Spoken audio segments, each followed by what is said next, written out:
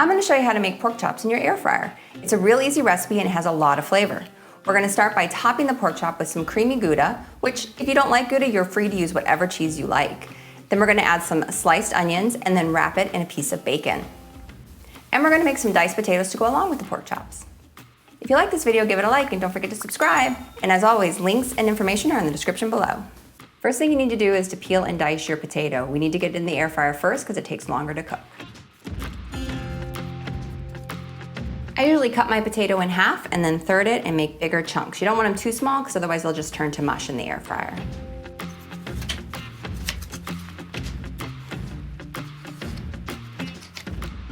I guess I quartered it, yeah. This is a bigger potato, so this one was quartered. If it's a smaller potato, you could probably get away with just thirding it.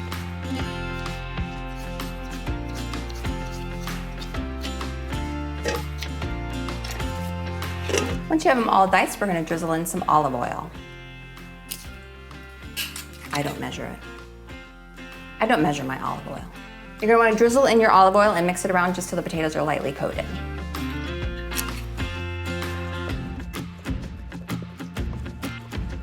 I like to use the Good Season Italian salad dressing seasoning on my potatoes, but you can use whatever you prefer. I'm gonna do a tablespoon. Toss that around. Once you have them coated, we're gonna put them on a tray. Just want it so they're kind of all sitting on the tray, not on top of one another, best you can. We're gonna put these on the middle slot. For the first, we're gonna set it to custom, 15 minutes, and we're gonna set it to 325. And then at the halfway point, you don't need to do anything, just let it keep going. I'm gonna be doing 4 pork chops today. So I have 6 slices of bacon. I recommend trying to get long bacon because sometimes you can get one piece to go around the whole thing. If you can't, I usually just cut one in half and use a little bit extra. I have a few toothpicks so I can stick in to hold that bacon in. And before I do anything with the pork chops, I'm gonna go ahead and thinly slice my onion. So you just want, not super, super thin. I usually end up putting about 5 or 6 of these little slices on top of the pork chops, so I always try to cut just so I have enough, if not more. Now again, you can use any cheese you want. I love this with Gouda, and I love it to be creamy Gouda. I buy these little Goudas. What, they're little Goudas. They're little Goudas.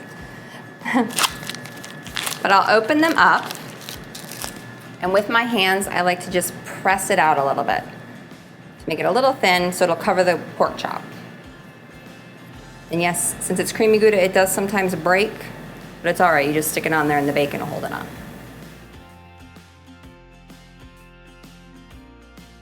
You're gonna do this for all 4 Gouda cheeses if you're using it.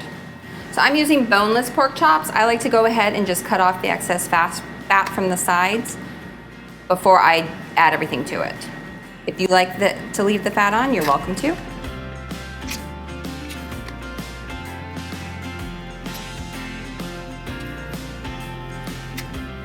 Now you're ready to assemble your pork chops. I start with the onion. Just place it around on top.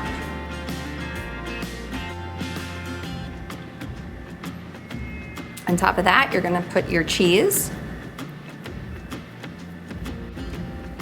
Now your bacon.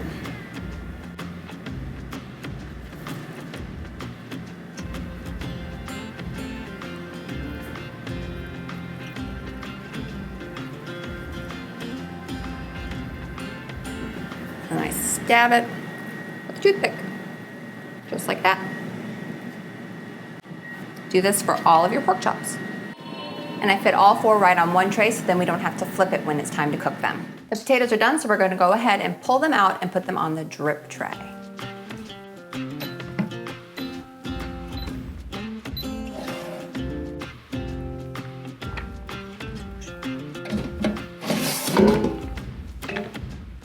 So we're switching them to the drip tray so that while the pork chops cook, the grease from the bacon drips down onto the potatoes and it helps cook and crisp them up even more and gives them an amazing flavor. Just like before, you just want to spread them out so they're not on top of one another. So we're gonna put the drip tray back in. We're gonna put the pork chops in on the middle spot.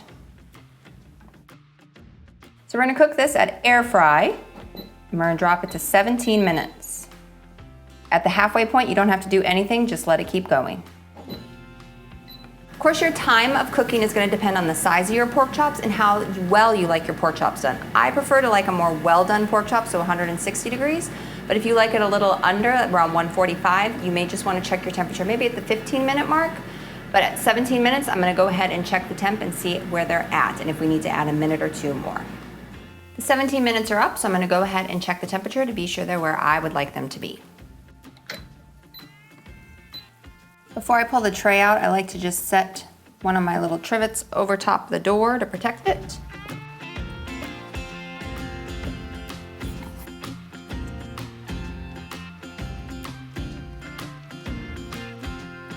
These are at about 153, so if you let them rest, they're gonna keep coming to temp, so they're gonna be perfect.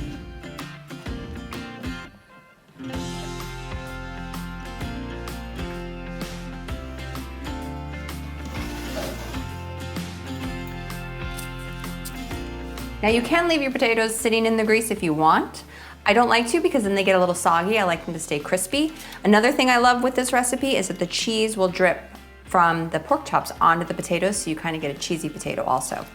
But I try to go ahead and get them removed from the drip tray and then serve them up. And now your meal's all ready. I like to serve it up with some steamed broccoli, but of course you can pick a vegetable of your choice. And I always remember to remove the toothpick before I serve it up, just in case somebody doesn't know that there's one in it.